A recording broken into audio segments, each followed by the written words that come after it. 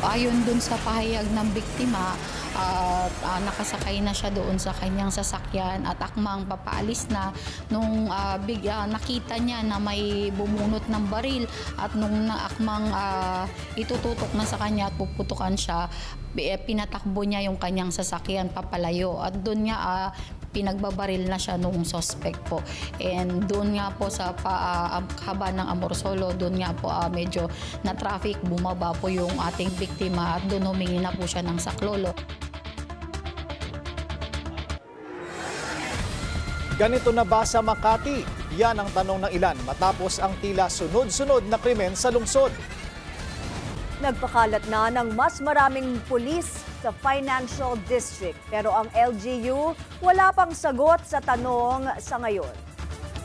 Magandang gabi, ako po si May Rodriguez. Mapapanood tayo sa Beam TV 31, Signal Channel 24, Converge 74, Sky Cable Channel 33 at Samsung TV Plus.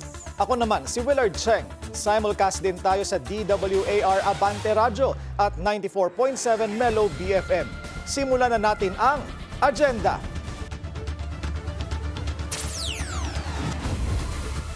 Ayaw kay FPRRD, Australia, tumangging ampunin ang dating Pangulo sakaling pansamantalang palayain ng ICC. Alpha female celebrity, dawit sa missing sabungeros case. Mga pulis na umano'y sangkot din, iniimbestigahan na. Ganito na ba sa Makati? Negosyanteng Pinoy inambush. 2 Chinese suspect arestado. Malacanang, dininay ang umano'y 150 billion peso pork barrel sa 2025 budget. Senator Ping Lacson hindi naniniwala. Si PBBM daw kasi mismo may idea. Exclusive, Corporate Comms Executive Dave Gomez. Posible raw palitan si PCO Secretary J. Ruiz. Ruiz, kapit tuko kahit ma-demote. 3-day syalang wedding ni billionaire Jeff Bezos at Lauren Sanchez nagsimula na. Higit 200 A-listers invited. The end of an era. After nearly 4 decades, Anna Wintour bumaba na bilang editor-in-chief ng US Vogue. At the fight...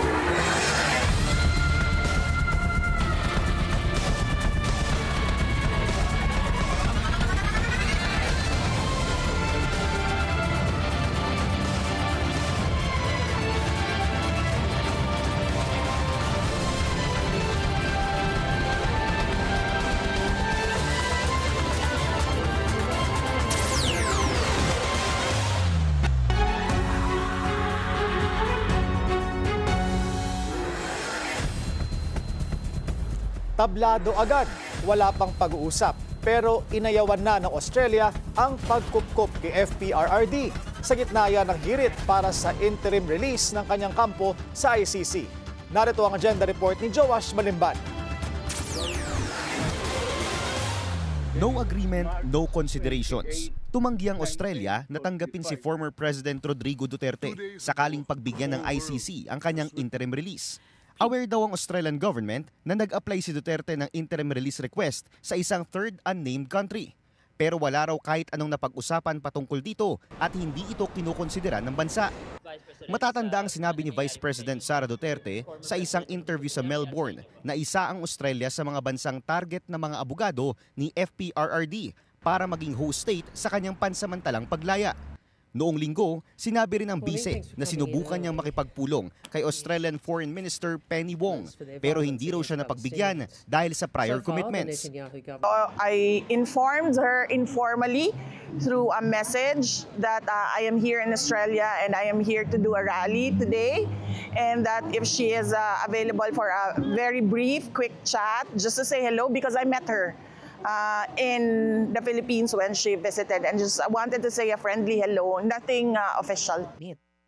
Pauna nang sinabi ni ICC Assistant to Counsel Attorney Cristina Conti na posible man pero malabong kupkupin ng Australia si Duterte. Sa dokumento kasing isinumite ng Office of the Prosecutor, nakasaad na tutol sila na dalhin si Duterte sa isang bansang malayo sa dahig Netherlands, lalo na 3 buwan na lang bago ang hearing on the confirmation of charges para sa kasong crimes against humanity. Yung isang punto lang na nakita ko ay parang malayo yung bansang in-offer ng defense. Kasi binanggit ng ICC, paano yan kung September na tapos baka mamaya magkaroon pa ng aberya, magkaroon ng kumbaga issue at ang nakita kong kumbaga implication malayo itong bansang to, hindi yung tipong 1 hour babiyahe ka, nakarating ka na. Dagdag ni Conti, matalik na partner din ng ICC ang Australia. Kasi kung sino man mag-host sa kay Duterte, aba ay mapaparatangan na yumayakap, pumapayong sa isang human rights violator, mass murderer at that.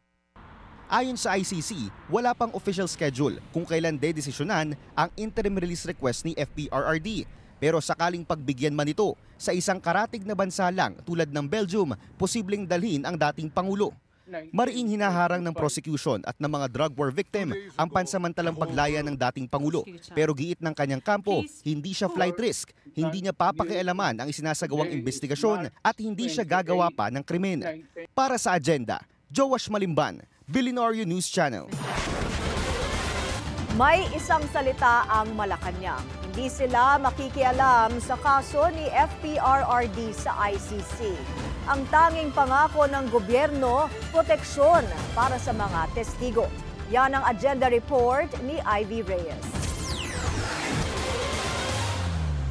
Hands-off pa rin ang administrasyon sa ICC trial ni former President Rodrigo Duterte. Ito ang paglilinaw ng Malacanang matapos ihayag ni Justice Secretary Boyeng Remulla na bukas ang pamahalaan na tumulong sa mga witness ng prosecution. I told our program director to cooperate and to help them. And so far, for the past 2 months, starting May, nagsimula na itong pag-aano natin. Pag-cooperate. Bagamat ginamit ni Remulla ang salitang cooperate, hindi raw ito nangangahulugan na aktibong nakikilahok ang bansa sa usapin ng crimes against humanity case ng dating Pangulo. We're working as government, protecting people. Diba the government has to protect people, whether they're witnesses for the ICC or the general populace. We try to protect the people. Simula nang arestuhin si FPRRD noong Marso, tanging ang cooperation sa Interpol lang ang pinaninindigan ng Malacanang, hindi sa ICC. It can be said that it is indirectly cooperating with the ICC, but the primary intention of the government is to help the victims and the witnesses of the victims to get the justice. Kahit hindi drug war ang usapan, tutulong daw talaga ang pamahalaan sa witness protection. Wala pa rin daw pinal na desisyon ng gobyerno sa pagbabalik ng Pilipinas bilang state party sa Rome Statute. Sa ngayon, inaasahan ng DOJ na dadami pa ang kasalukuyang 3 ICC witness na tutulungan ng pamahalaan. Para sa agenda, Ivy Reyes, Billionaire News Channel. Sangkot umano ang isang female celebrity sa kaso ng missing sabongeros. Sino kaya siya? Nagbabalik si Joash Malimban. Usap-usapan ngayon sa social media kung sino ang umano'y alpha female celebrity na sangkot sa pagmamastermind ng missing sabongeros. Matapos ang pinakahuling revelasyon ni alias Totoy, ang whistleblower na isa sa 6 na security guard ng Manila Arena na nakasuhan noong 2023. Matatanda ang kinumpirma ni Justice Secretary Boyeng Remulla kahapon na isang makapangyarihang tao ang nasa ulo ng operasyon. Basta yung sinasabi ng mastermind, narinig ko yung kanyang in his own words, kaya natin yan, kahit Supreme Court daw, kaya niya. Sinasabi niya, kaya kakausapin natin ng Chief Justice tungkol dito. Kaya ang ilang netizens, tila ibinabalik ang koneksyon ng mga kaso kay bilyonaryo Atong Ang. Matatanda ang unang nadawit ang pangalan ni Ang sa kaso noong 2022. Inimbitahan si Ang sa Senate inquiry ng missing sabongeros matapos madiskubre ng mga otoridad na 6 sa 8 major cases ng nawawalang sabongero nangyari sa mga arena na nasa ilalim ng Lucky 8 Star Quest, isang kumpanyang pagmamay-ari ni Ang. Mariing itinanggi ni Ang mga akusasyon at sinabing may conspiracy na nagaganap laban sa kanya. Kasabay ng pinakahuling revelasyon ni alias Totoy, muling lumutang ang 2022 video ni Gretchen Barreto. Binabatikos niya rito si Senator Bato de la Rosa matapos ang patuloy na pagka-question kay Ang noong isinasagawa ang isang Senate inquiry. Ang mahal ng relo ni Bato, saan kaya nanggaling yan? My God, Senator has that watch. Oh my gosh. How did Bato ever become a senator? Tingnan mo yung line of questioning niya. Kailangan talaga lawyer ang mga nakaupo. Wala mang naging public confirmation, matatanda ang ilang beses nang nalink si Ang at si Barreto dahil maraming beses silang nakikitang magkasama sa publiko. Sinubukan ng Billionaire News Channel na kunin ang panig ni Ang at Barreto pero wala pa itong sagot sa ngayon. Para sa Agenda, Joash Malimban, Billionaire News Channel. Iniimbestigahan na ng NAPOLCOM ang umano'y pagkakasangkot ng 30 pulis sa kaso ng missing sabongeros.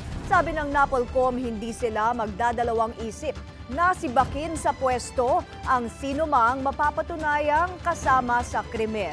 Nanawagan din ang ahensya sa whistleblower na si Elias Totoy na maghain ng formal na reklamo para mapabilis ang pag-usad ng kaso.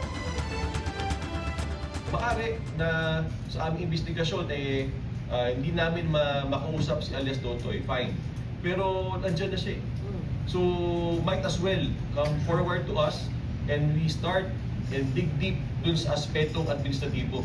Kailangan na bang matanggal, masuspend, o kaya madimot itong mga pulis na ito? Bukod sa mga pulis, dinawit din ni Elias Totoy ang isang security guard sa sabungan at isang showbiz personality sa pagdukot at pagpatay sa mga sabungero. Vice President Sara Duterte be dismissed!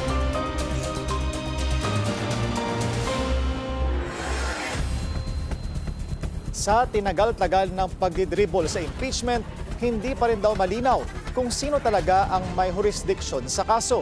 Kaya para kay Senador Alan Peter Cayetano, dapat na itong maresolba. Yan ang agenda report ni Hannah T. Bago sumalang sa impeachment trial si Vice President Sara Duterte, kailangang linawin muna kung may jurisdiction ng Senado sa kaso. Yan ang diin ni Senator Alan Peter Cayetano. Babala niya, kung ipipilit ito ng walang malinaw na legal basis, posibleng umabot pa sa Supreme Court. Noong June 10, si Cayetano ang naghain ng motion na ibalik sa Kamara ang Articles of Impeachment na inapprove ng Senado sa botong 18-5. Ang uunahin mo parati ay jurisdiction. Ano ba ang basihan ni Senator Bato nung sinabi niyang i-dismiss? Kasi daw unconstitutional kasi more than one impeachment filed in a year. So kahit saan korte, bago mo ipalatag yung ebidensya, titignan mo muna may jurisdiction ba yung korte na yan o hindi. Imbis na ibasura agad, kailangan munang magbigay linaw ang Kamara tungkol sa legalidad ng impeachment articles. Bago pa si Cayetano, una nang nag-motion si Senator Bato de la Rosa na i-dismiss ang kaso. Pero mas malalim na usapin ang lumitaw kung nakasunod ba sa konstitusyon ang pagtalakay ng Senado sa 4th impeachment complaint laban kay VP Sara. Dahil ayon sa rules, bawal ang multiple impeachment cases sa isang taon laban sa isang opisyal. Ang punto ni Cayetano, in-archive nga ng House ang naunang 3 complaints, pero hindi malinaw kung paano ito naproseso. Ang hindi klaro kasi in this case, hindi nila pinagalaw yung 3 So ang question, did they violate their own rules? Kaya giit niya, dapat maliwanag muna ang kwento mula sa Kamara. Ano ang nangyari sa 3 complaints at paano nilakad ang ika-4? Ang matagal ng sagot ng Kamara, hindi ito violation. Automatic ng impeachment articles ang huling complaint matapos makakolekta ng 215 signatures, kaya in-archive ang unang 3. Kahit ito ang posisyon ng House, di pa rin basta-bastang maitutuloy ang trial. So the big issue talaga is the jurisdiction. And the more we talk about it, for me, the more convinced I am na ang magde-decide niyan yung Supreme Court. I can only assure the public na aabot tayo sa ebidensya if the whole impeachment court says na wala tong fatal constitutional defect that takes out jurisdiction from the court. Paalala ni Cayetano sa lahat ng kasali sa trial, gampanan ang trabaho ng tama at tapat. Ang question lang is, paano natin gawin na faithfully ang trabaho natin, paano magkaroon ng tunay na hustisya. From the very start, nagko-comply naman daw ang House prosecution ayon kay Representative Zia Alonto Adyong. If there's any delay or if there's anything that would further open up legal interpretation on how the Constitution dictates, it's not the House prosecution team because we merely submit to the orders of the court. Nakapagsumite na rin sila ng re-entry of appearance at confirmation na hindi unconstitutional ang paghahain ng impeachment complaint. Para sa agenda, Hannah T., Bilyonaryo News Channel. Kasanggaraw ni VP Sara Duterte ang mga miyembro ng LGBTQ+ community. Pero tila pili lang ang mga suportado niyang panukala para sa kanila. Narito ang agenda report ni John Manalo. Suportado raw ni VP Sara ang mga kampanya at panawagan ng LGBTQ+ community. Sa Kasarilayaan 2025 event ng OVP sa Pampanga, sinabi rin niya na kaisa siya sa pagtulak sa mga panukalang batas para sa sektor. Pero kapansin-pansin ang tila pagiging tahimik ng bise tungkol sa SOGI Equality Bill ni Senator Risa Ontiveros na matagal nang nakabinbin sa Kongreso. Dahil nang tanungin siya kung suportado niya ba ito, hindi niya ito direktang sinagot. Nandoon kanina sa ating mensahe, yung pag-review natin sa mga batas na pending at sinabi namin ano doon ang ripe na for support. At tatlo ang nabanggit natin. Unang-una ang pag-amenda sa Safe Spaces Act, ang Civil Union Act ni Senator Robin Padilla, and ang pending na bill o batas na mula kay, anong pangalan nung, sorry, nalimutan ko. Hindi, tatlo yun eh. Yes, Anti-Discrimination Act. So ito yung mga nakita namin per legal review namin na handang-handa na siya and ripe na siya para suportahan at ipasa. Ang mga nabanggit na panukalang batas ng bise, mapapansing authored at suportado ng kanyang mga kaalyado. Ang Civil Union Act o Senate Bill No. 449 na itinutulak ni Senator Robin Padilla na naglalayong amyendahan ang Family Code at ang Comprehensive Anti-Discrimination Act o Senate Bill No. 2766 na authored naman ni Senator Grace Poe, Robin Padilla, Joel Villanueva, Amy Marcos at Jinggoy Estrada. Kaya para kay Bahaghari National Chairperson Reyna Valmores Salinas, so we question the political motivations of VP Sara Duterte claiming to support measures for the LGBT community when in fact, ang tinutugunan lang naman ng pansin ay mga panukala na napatunayan na merong danger sa pag-exclude sa LGBT community, pagiging half-baked measure. Plus, ito ay mga panukala na i-final ng kanyang mga kaalyado sa politika habang ini-ignore niya ang actual na panawagan ng LGBT community na batas dahil lamang sa pagkakaiba nito sa politika sa mga nagsusulong nito na mambabatas. Mula sa Kamara hanggang sa Senado, largely opposition lawmakers ang nagsusulong ng SOGI Equality Bill. Kabilang narito si Senator Risa at ang Makabayan Bloc. Welcome naman daw para sa LGBTQ+ community ang pagsuporta ng mga politiko sa kanilang mga ipinaglalaban. Pero sana genuine daw ito. Kaya ang hamon ng Bahaghari kay VP Sara, kilalanin at bigyan ng suporta ang pagpapasa ng SOGI Equality Bill. There has to be specific laws for specific needs. Hinahamon natin si VP Sara na sabihin kung ano ang posisyon at kung suportado siya sa marriage equality. Tama na rin daw ang paggamit sa struggles ng LGBTQ+ community bilang optics. Tila pasaring sa pagdalo ni former President Gloria Macapagal Arroyo sa OVP Pride event sa Pampanga na kanyang baluarte. That is the height of pretentiousness.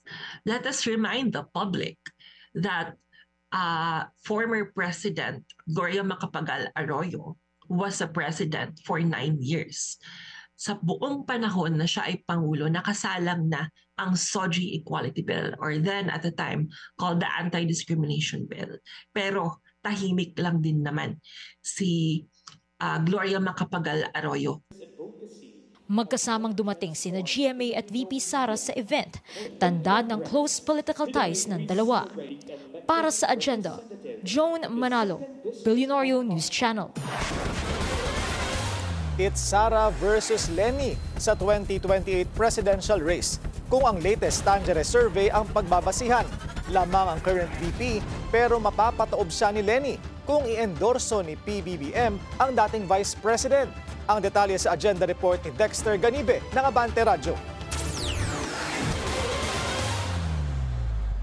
Hindi pa man nakauupo ang mga nanalong kandidato sa katatapos na midterm elections, sumasagitsit na sa init ang usaping eleksyon sa 2028. Ang ilang estudyante at vendor sa Intramuros, Maynila may kanya-kanya ng pambato. Sa 8 na aming natanong, tig-3 ang pumili kina dating Vice President Leni Robredo at Vice President Sara Duterte. 2 naman kay Senador Bongo. Dividenyo, Bongo po. Vice President Sara. Bagay na hindi naman nalalayo sa resulta ng mobile-based survey ng Tanjeri nitong June 20 hanggang 22. Sa senaryong binuo ng Tanjeri sa kanilang survey, lumabas na tie o mas malalamangan pa ni Robredo si Duterte ng hanggang 2% kung i-endorso ni Pangulong Bongbong Marcos ang dating Vice President. Parehong abogado sina VP Sara at Robredo. Si Sara naging mayor ng Davao City. Si Leni uupong mayor San Aga City simula ngayong Lunes. At kung pagpapanday ng batas ang pag-uusapan, naging miyembro ng Kamara si Robredo. Si Sara, naging presiding officer ng Davao City Council. But wait, there's more! Dahil ngayon pa lang, lumabas na rin sa survey kung sino ang mga patok na tandem para sa 2028. Saad kasi sa Tanjeri survey na 90% ng mga pumili kay VP Sara sa presidential survey ay mas pinili si Bongo bilang Vice President. Ganon din naman sa mga pumili kay Robredo bilang Pangulo, si Bam Aquino ang kanyang Vice Presidente. Ang pagtaas ng mga pumili kay VP Sara sa presidential survey ay bunga ng solidong suporta mula sa Davao at Northern Mindanao regions. Pero malakas din ang hatak ni Robredo sa Bicol Region, Metro Manila at Calabarzon. Pero teka, meron pa. Natukoy ng Tanjeri survey si Senador Ko bilang wild card sa pagkapangulo. Sa mga pumili sa kanya bilang presidente, 51% dito ang nagsabing si Duterte ang kanilang second choice. At kung di naman tatakbo si Go sa pagkapangulo, 45% ang nagsabing si Robredo ang kanilang alternatibo. Ang survey ay non-commissioned, ibig sabihin, kusang isinagawa ito ng survey firm. Sa 2,000 respondents, 12% dito ay mga taga Metro Manila, 23% ay mga Ilocano mula sa Northern Luzon, 22% mula sa Southern Luzon, 20% mula sa Visayas, at 23% naman mula sa Mindanao. Para sa agenda, Dexter Ganibe, Abante Radyo. Hindi pa rin tapos ang balasahan sa gabinete. Isang corporate communications executive kasi ang napaulat na papalit kay Presidential Communications Office Secretary Jay Ruiz. Sa report ng politiko, si Dave Gomez ang posibleng ilagay sa top communication post ng palasyo. Bitbit ni Gomez ang 3 dekadang karanasan, kabilang na ang pagiging reporter bago pumasok sa advertising. Matatandaang bago pa ang tinaguriang cabinet reshuffle, nanganganib na ang pwesto ni Ruiz dahil sa ilang mga kontrobersya. Gayunman, hindi naman daw tuluyang sisipain si Ruiz dahil posible umanong ilipat siya sa Presidential Action Center na isang demotion. As of today, acting secretary pa rin si Ruiz ayon sa Malacanang. The end of an era in the fashion world. Matapos ang halos 4 na dekada, bumaba na bilang editor-in-chief ng US Vogue si Anna Wintour. Inanunsyo ito ng 75-year-old style icon sa staff meeting sa New York. Si Wintour ang kinokonsiderang most powerful figure sa fashion industry. Mula nang maging boss ng US Vogue noong 1988, siya ang kinakredit sa pagiging global powerhouse at fashion authority. Si Wintour din ang naging inspirasyon sa hit novel and film na The Devil Wears Prada. Hindi man EIC, mananatili pa rin siya as Global Editorial Director ng Vogue. Kidnapping at pamamaril, normal na ba sa Makati? Susunod yan sa agenda.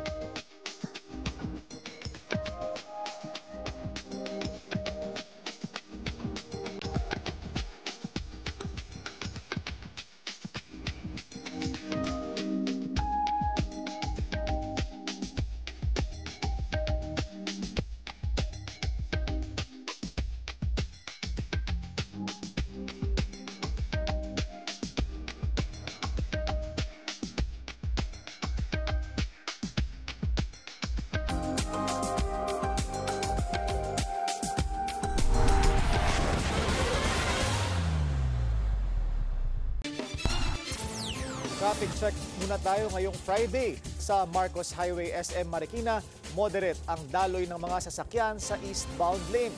Light naman sa westbound lane. Kung hindi nagsusulputang pogo hubs at mga robbery, ambush naman ang nangyayari. May nagtatanong tuloy, ganito na ba sa Makati? Narito ang agenda report ni Francis Folve. Basag ang salamin at bakas ang mga tama ng bala sa SUV na ito ng isang 40 years old na negosyanteng Pinoy matapos ratratin sa open parking space sa Amorsolo Street sa Makati City, Huwebes ng gabi. Ligtas ang negosyanteng presidente ng construction company na nagmamaneho. Ayon dun sa pahayag ng biktima, nakasakay na siya doon sa kanyang sasakyan at akmang papaalis na nung nakita niya na may bumunot ng baril at nung akmang itututok na sa kanya at puputukan siya, pinatakbo niya yung kanyang sasakyan papalayo at doon niya pinagbabaril na siya noong suspect po. And doon nga po sa haba ng Amorsolo, doon nga po medyo na traffic, bumaba po yung ating biktima at doon humingi na po siya ng saklolo. Isang sasakyan pa ang nadamay at tinamaan ng bala. Wala namang naiulat na nasaktan sa insidente. Habang tumakas ang gunman, sakay ng getaway car. Agad na report sa Makati City Police ang pangyayari at wala pang 5 minuto ay nakaresponde sila. Nagkaroon pa daw ng car chase. Kita sa cellphone video na ito mula sa SPDSOU na natunto nila ang kotse at pinadapa ang 2 sakay nito na Chinese national sa kalsada. Nakuha sa kanila ang isang Glock caliber 40, MP5 submachine gun, 2 loaded magazine at tactical knife. Lumabas sa investigasyon na ang caliber 40 lang ang nagamit sa pamamaril. Isa po sa ating suspect na si alias Sun Jun ay involved sa isang kidnap for ransom noong October 2023. Ang biktima po dito ay isang Vietnamese national. Ayon sa pulis, nakakaintindi at nakakapagsalita ng Tagalog ang isa sa 2 Chinese suspect. Sasampahan sila ng kasong attempted murder at illegal possession of firearms. Noon sa pamumuno ni dating Makati Mayor Jejomar Binay, sumikat ang slogan na ganito kami sa Makati, ganito sana sa buong bansa. Mula noon ay nagpasa-pasa na ang mga Binay sa liderato dito sa Central Business District. At ngayon, sa pagsisimula ng liderato ni incoming Mayor Nancy Binay, tanong ng marami, ganito na ba sa Makati? Bakit tila dumarami ang krimen sa lungsod?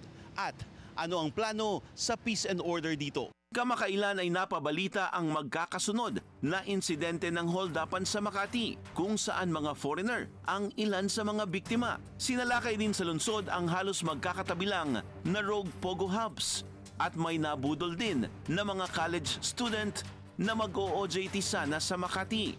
Sa panig ng PNP, ipinatutupad na ang mas pinaigting na police visibility sa lungsod at app-based service para sa mas mabilis na responde. Lahat po ito, yung visibility, presence ng pulis po ay nakikita na sa mga activity ni PNP. At isa pa po doon is yun nga po, yung ating mga social media campaigns na kung saan yung ating mga anti-criminality measures, inilalagay po natin yung mga babala po natin sa mga foreign nationals kung paano nila iingatan yung kanilang mga gamit, paano sila mag-report kung may mga insidente or may mga krimen. Sinubukan ng Billionaire News Channel na kunin ang panig ni na outgoing Makati Mayor Abby Binay at incoming Mayor Nancy Binay, pero wala pa silang tugon sa ngayon. Para sa agenda, Francis Polbe, Billionaire News Channel. Tulad ng Makati, tila problema na rin ang ilang mga krimen sa Parañaque. Ilang dayuhan ang nahuli dahil sa umano'y pambubudol. Ang detalye sa agenda report ni Andrea Salve. Sa parking lot ng isang casino hotel sa Parañaque City na nabasahan ng kanilang mga karapatan ang 6 na Indian national at 3 Pilipino. Nag-ugat ang operasyon sa sumbong ng isang Pinoy na kumuha ng car loan sa bangko. Dahil hindi na mabayaran ang monthly amortization, ipinasok niya ang kotse sa isang car rental company. Doon na ito nirentahan ng nagpakilalang empleyado ng gobyerno na may iba palang balak sa sasakyan. Itong Pilipino na to ay may mga kagrupo pala na mga runner, financier sa mga casino dito sa Metro Manila. So ipinasa niya ito sa grupo nila at pagkatapos isinanla nila ito sa isang Indian National. Isinangla naman daw ng Indian National ang kotse sa halagang 70,000 pesos sa isa pang grupo ng Indians na nagpakilala namang medical students sa Northern Luzon. Hinahabol na siya ng bangko. Hindi ma-produce ng rental company yung sasakyan. Gumawa ng paraan ng complainant natin para matukoy, pero imbis na isoli yung sasakyan, hinihingan pa siya. Ang hinihingi sa kanya is 450,000. Parang 5'6" pero hindi 5'6" kasi 5'11". Gusto pa raw ng mga suspect na ipapalit sa casino chips ang sanay pantubo sa kotse sa pagsisigurong magiging malinis ang transaksyon. Mahaharap sa reklamong carnapping at syndicated staff ang mga suspect. Ang Indian nationals ire-refer din sa Bureau of Immigration para sa posibleng paglabag sa immigration laws. Nahaharap naman sa deportation ang 9 na Korean national na may hawak na tourist visas na nangsascam umano ng kanilang mga kababayan sa pamamagitan ng loan at credit. Sa isang condominium building sa Parañaque City rin sila nahuli. Sisingilin na nila ng processing fee itong mga to. Nakabigay na sila lahat ng mga sensitive details nila, bigla na lang mawawala. So nakuha yung pera nila, tapos wala naman silang nakuhang loan. Inaalam na ng NBI kung posibleng diversion ito mula sa illegal POGO operations. Mahaharap sila sa reklamong paglabag sa Anti-Financial Account Scamming Act dito sa Pilipinas. After coordination with the Korean police siguro, kakasuhan din ito sa Korea kasi ang mga victims nila ay mga Koreano. Tinitingnan din ng BI ang posibilidad na meron pang ibang mga Korean national na sangkot din sa mga online scam. Para sa Agenda, Andrea Salve, Billionaire News Channel. Marami pa ring pasaway. Viral ngayon ng isang motorcycle taxi rider na naningil ng 2,000 piso para sa biyaheng hindi naman aabot sa 300 pesos ang pasahe. Yan ang agenda report ni G. Baroga. Magkano siya? Tila nagkalat pa rin ang mga pasaway sa daan. Isa na namang insidente ng umano'y overcharging ang viral ngayon. Magkano, sir? Magkano siya sinabi mo, sir? Hindi, masyadong malaki, sir, yung inyong yun. Terminal 3 lang yung ano nyo eh. Base sa video na in-upload ng All About Pinas sa Facebook, 2,000 ang singil ng isang angkas rider sa pasahero niya na biyaheng mula NAIA Terminal 3 hanggang Cainta, Rizal. Maririnig pa ang kumukuha ng video na tumawad ng hanggang 1,000 piso dahil sa tagang singil ng rider. Kahit 1,000 lang, sir, pasok pa rin sa ano mo yun eh. Pero ang rider, sinermonan pa ang kanyang pasahero. Hindi mo masisisi pa rin yung pasahero. Kasi pasahero yan eh. Sinubukan naming mag-book sa parehong biyahe sa official Angkas app at ang pamasahe hindi pa aabot ng 300 pesos. Sinuspindi na ng LTO ang lisensya ng motorcycle taxi rider for 90 days habang gumugulong ang investigasyon. Naglabas na rin ng show cause order ang ahensya sa registered owner at driver ng motorsiklo para magpaliwanag. Ayon kay LTO Chief Vigor Mendoza, nakatutok si DOTR Secretary Vince Dizon sa mga kaso ng abusadong driver at nais niyang maparusahan ng mga ito. Sa isang pahayag, sinabi naman ni Angkas CEO George Royeca na kasalukuyan nilang iniimbestigahan ang insidente at kung mapapatunayan, maaaring maban ng rider sa kanilang platform. Meron din umano silang strict zero tolerance policy sa overcharging at off-app arrangements dahil nakokompromiso ang tiwala at kaligtasan ng mga pasahero. Para sa Agenda, G. Baroga, Billionaire News Channel. May HIV crisis sa Pinas. Bata na rin ang tinatamaan at social media ang isa sa mga dahilan. Ayon sa DOH, kailangan na itong aksyonan bago pa lumala. Narito ang agenda report ng ating kasamang si Corina Sanchez Rojas. Sa Pilipinas ngayon ay may nadidiskubring 57 bilang araw-araw ng mga bagong tao na may sakit na HIV o di kaya ay mas malala na kondisyon na AIDS o autoimmune deficiency syndrome. Mas malawak at mabilis ngayon ang pagkalat ng sakit ng mahigit 500% ang dinami mula 2010 hanggang sa kasalukuyan. Ang Pilipinas ang number 1 sa dami ng mga bagong kaso ng HIV sa buong Southeast Asia at isa sa pinakamabilis ang pagkalat sa buong mundo. Sa pagsasaliksik, nakita na ang social media ang isa sa pangunahing dahilan kung bakit dumadami at bumabata ang edad ng mga nahahawa. So Secretary Herbosa, bakit sa palagay po ninyo patuloy ang pagtaas pa rin ng HIV sa Pilipinas? Madaming mga factors yan. Number 1, internet. Internet pornography. Some apps are being used by yung mga key populations. More open ang society. My feeling is there's this generation, itong mga bata, because we got them younger now. 30% are 15 to 24 years old. So this is the generation that did not see HIV when HIV was a pandemic. Si alias Kyle ay 17 anyos at nabubuhay na may HIV. Umaamin si Kyle na nahawa siya dahil sa unprotected sex o pagtatalik na walang proteksyon matapos mag-hook up sa isang hindi kakilala sa internet. Pinagsisisihan ni Kyle ang paggamit ng dating app. Ngunit ngayon, siya'y nag-aaral at nagtatrabaho habang patuloy na umiinom ng gamot na ARV na libreng binibigay ng gobyerno. Sa ngayon ay undetectable na ang virus sa kanyang katawan. Aminado si Secretary Herbosa na sa loob ng mahabang panahon ay hindi na nabigyan ng sapat na pansin ang kampanya ng impormasyon at testing para sa HIV/AIDS awareness and prevention. At kailangan na itong magsimula ulit at agad. Kasama sa mga dahilan ng tuloy-tuloy na pagdami ng HIV/AIDS cases sa bansa ay una, social media hookups na nauuwi sa unprotected sex. Pangalawa, kakulangan ng impormasyon tungkol sa sakit at kung paano ito maiiwasan o gagamutin. At pangatlo ay ang pagkabigo ng pagkumbinsi sa mga tao na magpa-test. Napakahalaga ng testing. Sa paraang ito ay malalaman ng may sakit kung paano pa rin maaaring mabuhay ng halos normal at matagal kahit may HIV/AIDS at para rin hindi makahawa ng iba. What did the Pope say exactly? Number 1, sinabi niya, who am I to judge that gender?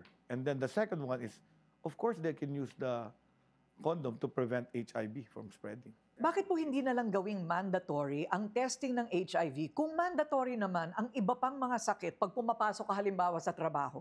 Magandang tanong yan because ang HIV is a social disease. It's just like TB.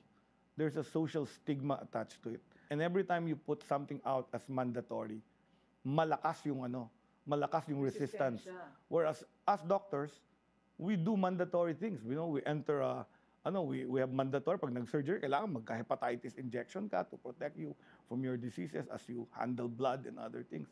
So ganun yung thinking. I think it's more of the misconception and we need to change that. I think in this day and age na nobody dies of AIDS, having HIV is no longer a death sentence. Upang bigyan pa ng ngipin ng Republic Act 8504 o Philippine AIDS Prevention and Control Act of 1998 at Philippine AIDS and HIV Policy Act of 2018, nais ni Herbosa idagdag sa batas ang mandatory testing. Ngunit may opt-out clause o maaaring tumanggi ang individual na itest. May mga bansa po ba na ordinaryo na ang testing ng HIV? The US, Singapore, almost all countries na nag-control ng Thailand, na nag-control ng kanilang HIV problem, ay ginawang almost mandatory ang testing. So, in other words, ang tawagin lang ngayon, opt-out procedure. That means, papatest kita. Pero kung ayaw mo, this is a free country, pwede kang mag-opt-out.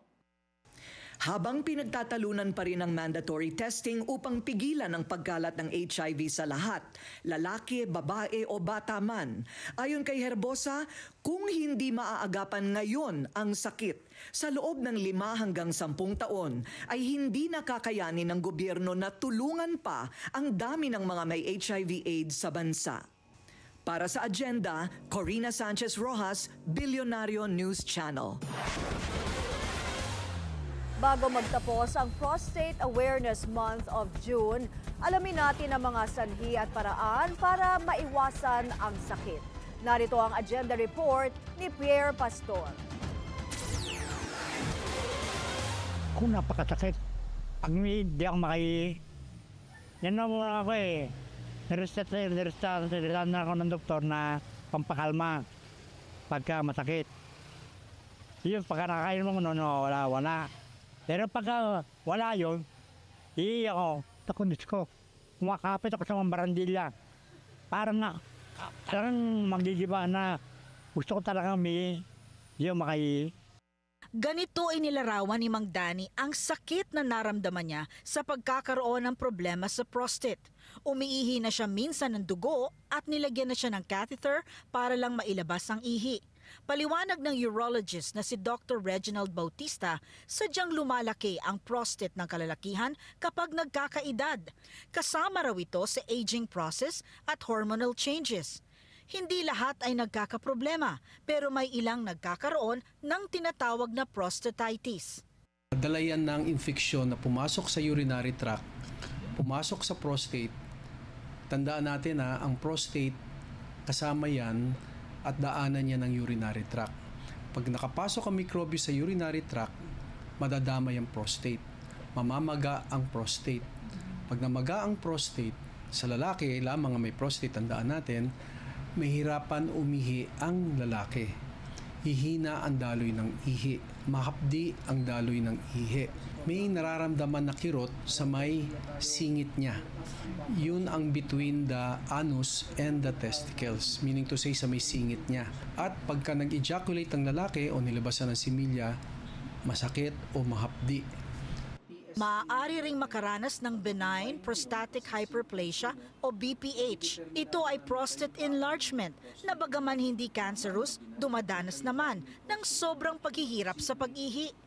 Importanteng sabihin natin sa umpisa pa lang na benign siya. Benign yan ang opposite ng malignant or opposite ng cancer of the prostate.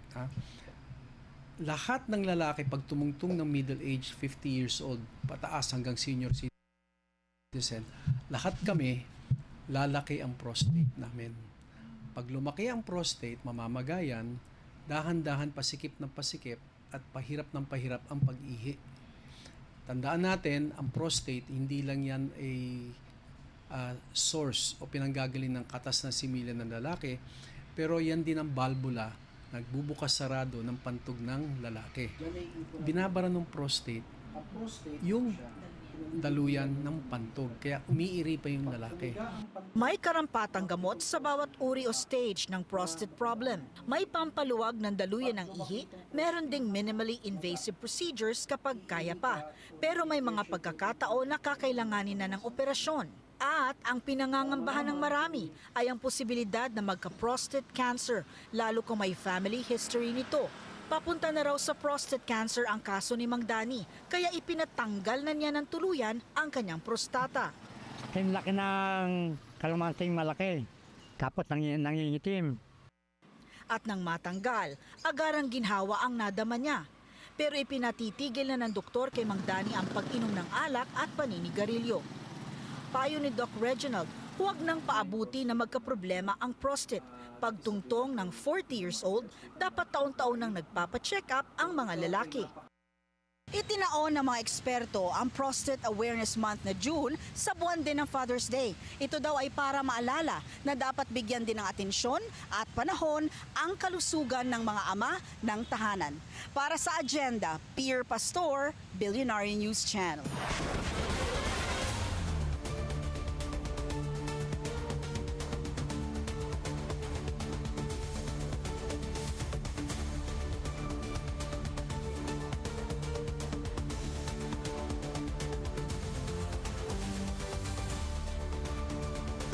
Nagdadalamhati ang singer na si Ice Seguera sa pagpanaw ng kanyang mami Karing. Sa Facebook post, shinare ni Ice ang malungkot na balita kasabay ng pasasalamat sa kanyang yumaong ina. Itinuturing ni Ice ang kanyang mami bilang teacher at cheerleader sa lahat ng kanyang gigs. Nanawagan naman ang singer ng prayers para sa kanya at sa kanilang pamilya. A radiant fusion of beauty and purpose. Ganyan sinabi ni Bining Pilipinas Queens Annabel May McDonald at Katrina Ann Johnson. Sa It's a Beautiful Day ng Billionaire News Channel, sinabi ng Binibining Pilipinas Globe na si Annabel na nais niyang maging boses ng kabataan at i-inspire sila to dream and speak up. Ang goal naman ni Katrina na nanalong Binibining Pilipinas International, mabigyan ng accessible healthcare ang mga overlooked communities.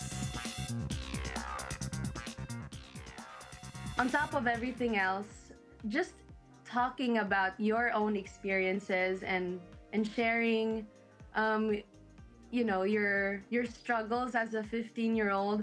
I was even shocked by how discredited and dismissive social workers and people in general were.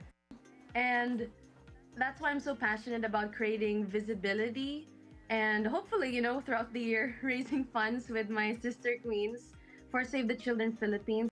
I believe that healthcare is not a luxury, it's a human right. It's unfortunate that our situation is that it is more so a privilege for those who are wealthy rather than something that is equal access to everyone. So I really do advocate for universal healthcare.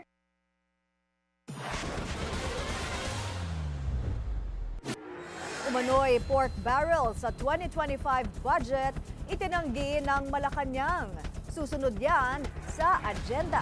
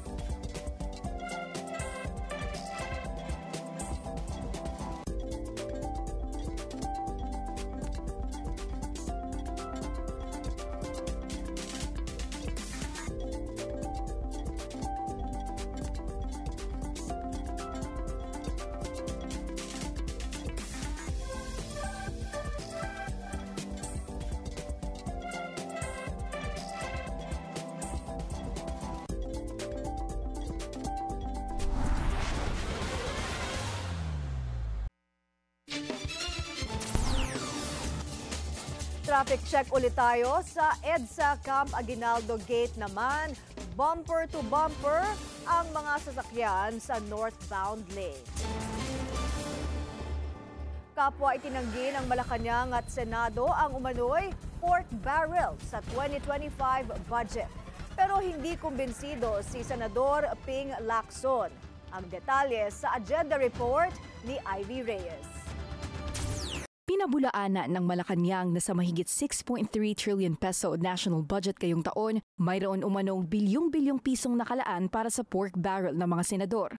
Ngayon ko lang din po nadinig ang ganyang sinasabi niyong papel na nagsisirculate. Yes.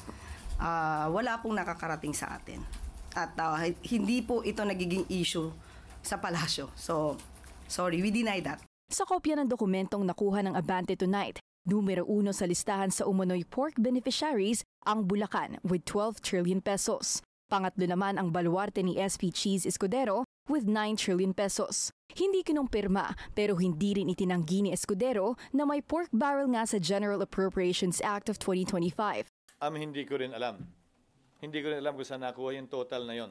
Pero ang staunch critic ng pork barrel na si Senator Ping Lacson salungat sa pahayag ni SP at ng palasyo. Ayon sa senador, may indirect acknowledgement na galing mismo kay PBBM nang i-veto niya ang ilang line items ng GAA at sinabing he could no longer recognize the president's budget dahil sa mga isinisingit na realignment ng mga mambabatas. Noong December 2024, vetoed ang 26 billion pesos worth of projects sa ilalim ng DPWH at 168 billion pesos listed under unprogrammed appropriations. Kaya ang initial budget na 6.352 billion pesos bumaba sa 6.326 billion pesos. Hindi rin daw makakatulong ang mag-deny dahil negatibo na talaga ang tingin ng mga Pilipino sa kung tawagin ni Lacson ay one of the most corrupt national budgets ng Kongreso at mas malalaan niya kung alam ng SP na may pork barrel pero hinayaan niya lang.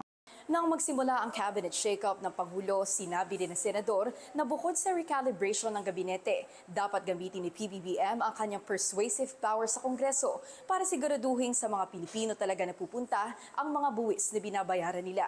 Para sa Agenda, Ivy Reyes, Billionaire News Channel. Bumilib si tech billionaire Elon Musk sa digital initiative ng Marcos administration. Nirepost kasi ni Musk ang news article tungkol sa pag-donate ni PBBM ng Starlink Internet Kits sa mga estudyante sa Marawi City. Layunin nitong i-boost ang digital access ng mga estudyante at guro habang nag-aaral. Ang Starlink ay subsidiary ng SpaceX na pag-aari ng world's richest man. Nag-inspeksyon din si Marcos sa ibang pasilidad sa Marawi na patuloy na bumabangon matapos atakihin ng Maute militants noong 2017. Spotted si First Lady Lisa Araneta Marcos sa oath-taking ng mga Santos. Ito sina Las Piñas Mayor-elect April Aguilar at Congressman-elect Mark Anthony Santos na bumangga at nagpataob kay outgoing Senator Cynthia Villar. Sabi ng ilan, posibleng pagtalikod ito ng mga Marcos sa pamilya ng mga bilyonaryong Villar na dumistansya sa Uniteam at nanligaw ng suporta kay VP Sara para kay Senator-elect Camille Villar. Dahil ito ang unang oath-taking na pinuntahan ng unang ginang pagkatapos ng eleksyon. Mainit ang mata ng mga tao kung may iba pang kahulugan ang kanyang pagdalo. Nagsimula na ang 3-day star-studded nuptials nina billionaire Jeff Bezos at Lauren Sanchez sa Venice, Italy. Pero hindi lahat ng residente ay natutuwa sa so-called wedding of the century. Yan ang agenda report ni Monique Tuzon. Bill Gates, Orlando Bloom, Oprah, and Leonardo DiCaprio. They are just some of the over 200 A-listers na nasa Venice, Italy para sa 3-day lavish wedding celebrations ni na Amazon boss Jeff Bezos at journalist Lauren Sanchez. Also among the guests, Tom Brady, ang Queen of Jordan, Usher, Kim Kardashian, and Ivanka Trump. Security is tight for the so-called wedding of the century, which is estimated to have cost around $50 million. While all eyes are on the festivities, hati ang opinyon ng mga taga-Venice. Supporters say this is good for the economy, pero para sa iba, this may contribute pa sa over-tourism na problema na nga sa city. Tila priority is given din daw to ultra-rich outsiders. Sa banner ng mga aktivista, mensahe nila kay Bezos, if you can't rent Venice for your wedding, you can pay more tax. We think that one big billionaire can't rent a city for his pleasure. We think that the people would have the same power. We think that we need to tax the people that have a huge number of money and use this money for reduce the impact of climate change, to increase the healthcare system, to increase the welfare state. Dati na rin ng host ang Venice ng VIP weddings like that of Amal and George Clooney in 2014. 2019 nang na-confirm ang relationship ni na Bezos and Sanchez. They were engaged in 2023, 4 years matapos mag-collapse ang 25-year marriage ni na Bezos at Mackenzie Scott. Bezos and Sanchez will exchange vows Friday, local time, sa island of San Giorgio. Para sa Agenda, Monique Tuzon, Billionaire News Channel. Habang may nagprotesta, may ilan ding hindi napigilan magpa-picture kay Jeff Bezos, or so they think. Meet Cagdas Halit Schiller na tila doppelganger ng Amazon boss. Sa unang tingin pa lang, it's giving pesos na talaga. Kaya naman pinagkaguluhan ito ng mga turista at lokal. Despite the attention, goal daw ni Halik Sheelar na maging humble pa rin at nonchalant. Pero nais din daw niyang bigyan sina Bezos at Lawrence Sanchez ng whiskey as wedding gift. Hi guys, I'm Jeff Bezos lookalike from Germany, and you see that people here, it's not original, I'm lookalike, and I come from Germany. Who is the guy? I know it's not the real one, but it's exciting, you know, to find him. And then I was like telling my husband, look, he's right there. And he's like, no, I don't see any bodyguards. And I was like, I don't care, just take me a picture. Mga nagnakaw ng kable ng NCAP CCTVs, arestado na. Susunod yan sa agenda.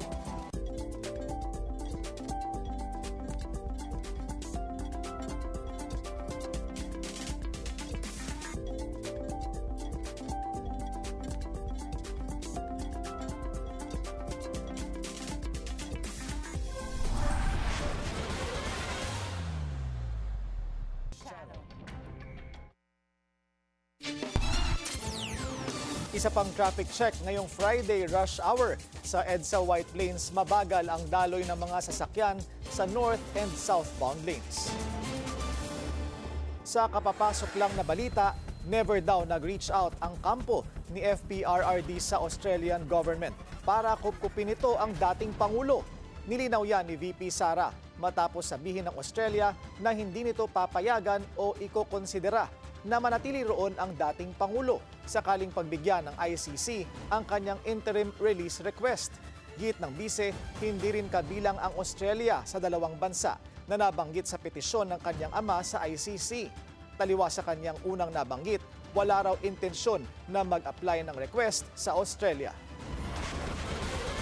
Nasa kamay na ng pulis ang mga nagnakaw umano ng kable ng mga CCTV na ginagamit sa NCAP.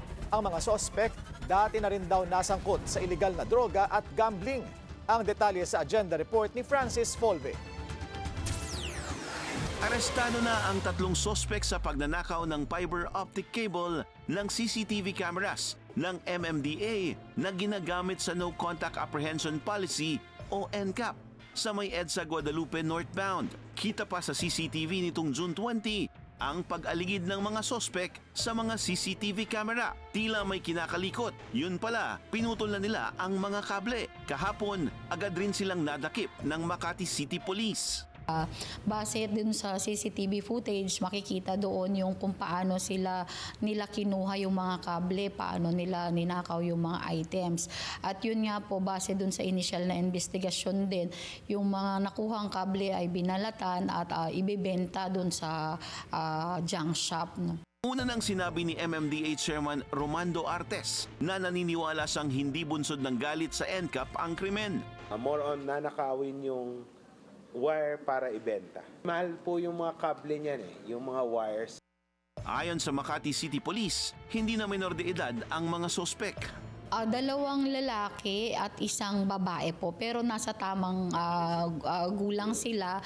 Ngunit yung 2 doon na lalaki ay may mga previous din na case ng 9165 sa illegal na droga at the same time po mga gambling. Napag-alaman din ng PNP na matapos makalaya, paulit-ulit nang nasasangkot sa parehong krimen ang mga sospek na inquested na at nahaharap sa kasong theft. Para sa agenda, Francis Polbe, Billionario News Channel.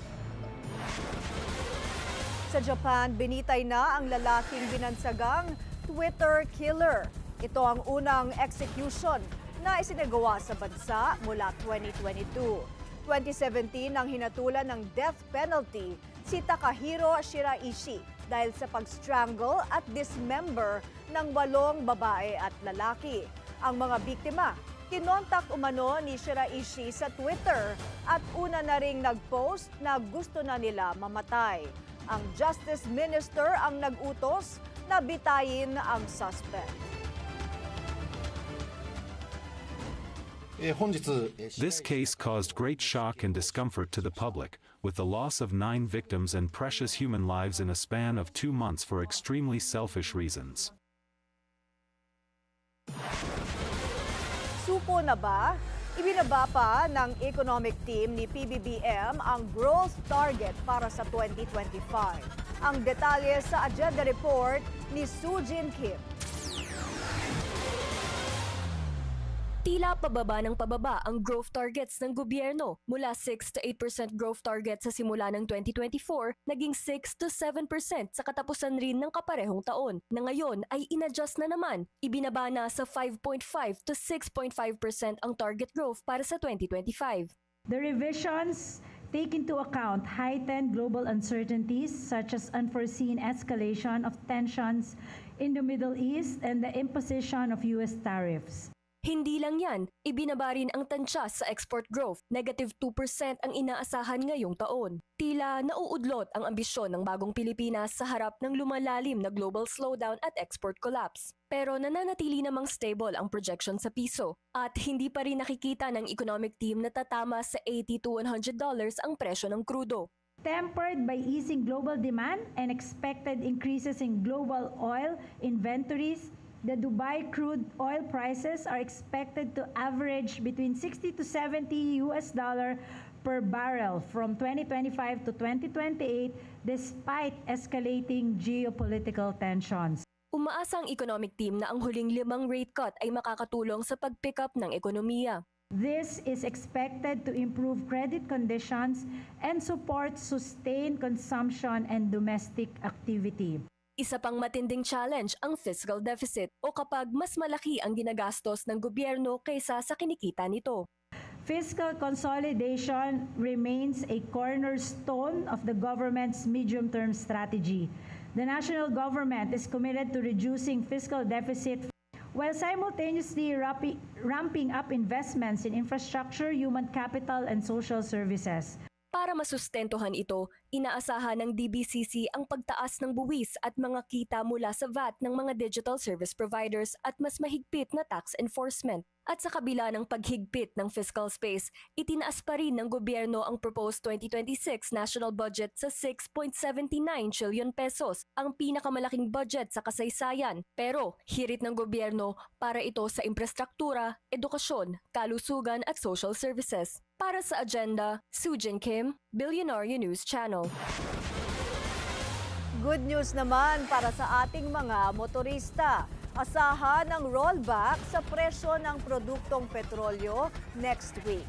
Hanggang 1 peso and 40 centavos per liter ang posibleng bawas sa gasolina, 2 pesos and 10 centavos sa diesel at 2 pesos and 20 centavos sa kerosene. Bumaba na rin kasi ang tensyon sa Middle East matapos ang ceasefire sa pagitan ng Iran at Israel. Habang gumagalaw ang mundo tungo sa greener mobility, sunod-sunod din ang hakbang ng Pilipinas. Kasama na rito ang pagdami ng bilang ng electric at hybrid cars sa merkado. Narito ang agenda report ng ating mobility correspondent, G. Baroga. Dumarami na ang interes sa tinatawag na New Energy Vehicles o NEVs. Lumagpas sa 3,600 ang nabentang electric at hybrid cars noong Mayo, doble sa bilang noong Abril.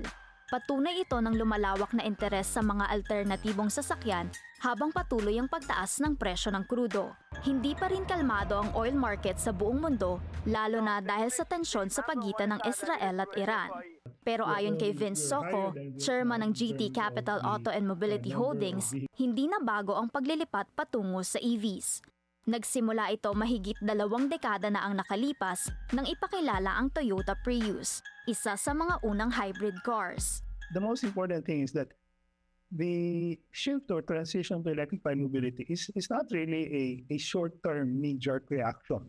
It's not because oil prices are high. It's a more evergreen trend, I think, because it's something which we as a society and as economies really have to pursue if we are going to build a sustainable future. Dagdag pa niya, ngayon ang tamang panahon para lumipat, lalo't ang transport sector ay isa sa mga pinakamalaking contributor ng carbon emissions. Sa ngayon, nangunguna pa rin sa local EV market ang hybrid vehicles dahil hindi nito kailangan ng charging infrastructure. There's no discounting which technology will work best or better. It all depends on the surrounding circumstances and environment that would in fact enable or entice car owners or car buyers to choose a particular technology, because at the end, customers get to decide which one works best for them. Isa pang posibilidad sa hinaharap ang mga hydrogen-powered vehicles. Wala pa ito sa Pilipinas, pero ipinakita kamakailan ng Toyota ang kanilang Corolla Cross Hydrogen concept sa isang exclusive media event. Unlike battery electric vehicles, it doesn't really require any extra infrastructure. It's just the production of hydrogen fuel. So it's just how quickly, again, and how quickly we can make the production of hydrogen fuel more economical and affordable and distribute this widely across the country. Iba-iba ang target ng bawat bansa sa ASEAN sa pagtigil ng paggamit ng mga sasakyang may internal combustion engine o ICE. Pinakamaaga ang Singapore na planong wala ng ICE models by 2030. Wala pang ganitong plano ang Pilipinas at ayon kay Soko, hindi kailangang magmadali ng bansa. Suportado rin ng Department of Energy ang EV shift, lalo na pagdating sa pampublikong transportasyon. Malinaw na ang layunin ay mabawasan ang polusyon. Hybrid, electric o hydrogen man, ang hamon ngayon ay kung paano magkakaroon ng mas maraming opsyon at sapat na infrastruktura para suportahan ito. Para sa Agenda, G. Baroga, Billionaire News Channel. Third and last season ng Squid Game, inilabas na. Susunod yan sa Agenda.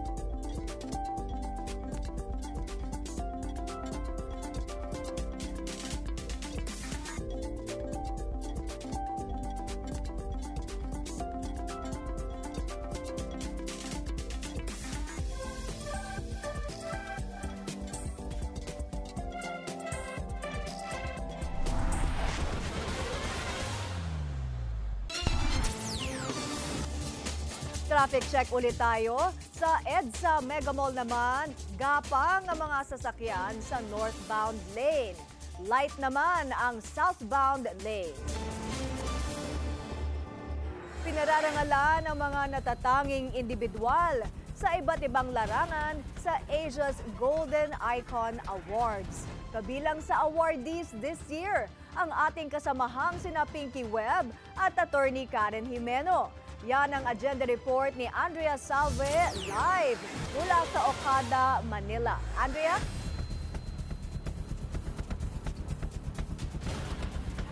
Erica, nagsimula na nga ang pagbibigay parangal ng Asia's Golden Icon Awards 2025 sa mga prominenteng personalidad sa industriya ng broadcasting, diplomacy, business, governance at law. At kabilang na nga riyan ang ating Billionaire News anchors or very own Pinky Webb at Attorney Karen Jimeno. Si Pinky ay kinilala bilang Asia's leader of influence in informative broadcasting, habang si Attorney Karen naman ang Asia's influential legal voice in media. Nakapanayam namin si Dr. Ronel Ibanez, founder at chairman ng Asia's Golden Icon Awards. Anya, masaya silang makakapagbigay ng parangal sa outstanding individuals na pwedeng pagkuhanan ng inspirasyon. Platform daw ang organisasyon para magkita ang local at international leaders mula sa iba't ibang industriya na araw-araw ay binibigay ang kanilang 100% sa ginagawang trabaho. Naging masusi raw ang kanilang pagpili sa awardees na nakabatay sa leadership, services, community involvement at innovation. Sa kanyang speech, sinabi ni Pinky na ang award na ito ay affirmation ng kanyang desisyong i-pursue ang pagiging mamamahayag. Inspirasyon din daw ito para mas pagbutihin pa ang trabaho. Si Attorney Karen ay nagpasalamat naman sa Billionaire News Channel sa pagbibigay ng platform sa kanya para magawa niya ang kanyang personal mission, ang pagtitiyak na nabibigyan ng wastong impormasyon ng publiko tungkol sa mga prosesong legal. Maliban kina Pinky at Attorney Karen, Erica, narito rin ang ilang diplomatic ambassadors, business personalities at even entertainment icons na kasama rin sa mga awardee. Erica. Nako, nakalib si Erica ngayon, pero maraming salamat. Andrea Salve, nag-uulat ng live mula sa Okada, Manila. At ang ganda ni Pinky at ni Attorney Karen, ha? Maraming salamat, Andrea. Ipinamalas ng mga Pinoy sa Cyprus ang kanilang cooking skills sa kompetisyong layong itaguyod ang kulturang Pinoy. Yan ang agenda report ng ating Europe correspondent Dick Villanueva. 6 na grupo ang lumahok sa taunang kompetisyon sa larangan ng pagluluto. Ito ay inorganisa ng Federation of Filipino Organization in Cyprus, kaakibat ng non-government organization sa bayan ng Nicosia. Layunin ng organizer na isulong ang pagpapahalaga sa pamana at kultura ng Pilipinas sa pamamagitan ng mga lutuin. Inumpisahan namin ang Pinoy Gourmet Challenge since 2016. So it's been like 7th season na ngayon. Nag-stop lang kami during COVID time. And actually, ang objective namin is ipakita kung paano ang mga lulutuin, ang mga Filipino foods. Sa nasabing kompetisyon ay susubok sa pagtutulungan ng bawat grupo para ipamalas ang kanilang pagkamalikhain sa pamamaraan ng pagluluto, lalo na sa time management, presentation at environmental awareness. Sa pagsisimula ng kompetisyon, mag-uunahan silang mamalengke ng 1 minuto sa booth na kung saan lahat ng sangkap na gagamitin ay naroon nakalagak. Pagkatapos mamalengke ay bibigyan sila ng 2 oras para lutuin ang kanilang mga Pinoy recipe mula starter, main course at dessert. Tanging traditional Pinoy recipe lamang ang pwedeng lutuin. Ang mga judge ay 2 Filipino chef, isang Cypriot national na chef at isang pang Pinoy chef para sa dessert.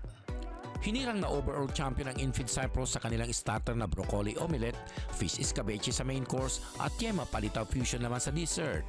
Okay. Ano ang feelings being a champion? So hindi namin we're not expected na kami ang maging champion because we are not a professional chef. Mm-hmm. Napakalaking tulong nitong ganitong mga organisasyon na ginagawa na pa-contest. Talagang nakaka-proud as a Pilipino. Talagang naiyaano namin here in Cyprus. Tumanggap sila ng €100, trophy at certificate. €50, trophy at certificate ang premyo naman ng Couples for Christ sa kanilang dessert na Braso de Mercedes na air fryer ang ginamit para i-bake at hindi oven. Winner din sa main course ang Kalinga Association, starter naman ang Sigak Cyprus chapter at special award for environmental awareness ang Flat 101 Nicosia dahil sa less waste. Ang grand champion ngayong taon ay sila magluluto ng mga leftover na sangkap sa susunod na taong 2026. Lahat ng niluto sa kompetisyon ay masayang pinagsaluhan para sa pananghalian ng lahat. Kung ikukumpara sa ibang European states, kakaunti lamang ang Pilipino na nagtatrabaho sa Cyprus, pero sagana ang Filipino community sa bansa sa mga programa na pagkakakilanlan ng mayamang kultura at tradisyon ng Pilipinas. Para sa agenda, Dick Villanueva, Billionaire News Channel, Nicosia, Cyprus. The final games begin. Inilabas na ang third and last season ng mega hit series na Squid Game. Yun. Nanonood ka ba yan, Mai? Hindi ko pinanood ang season 2, natatakot ako eh. Ako rin. Actually, hindi ako familiar. Parang mas gusto ko yung inihaw na squid. Pero congratulations sa ating kasamahang sina Pinky Webb at Attorney Karen Jimeno. Asia's Golden Icon. Yan. Nandito pa kami. Hanggang alas 10 na Droid, saka yung team. Mukhang may magpapapansit next week at cake. Hintayin namin yan. At yan ang ating agenda ngayong gabi. Ako po si Mai Rodriguez. At ako si Willard Cheng. Sa bawat issue, may anggulo. At ang balita, may agenda.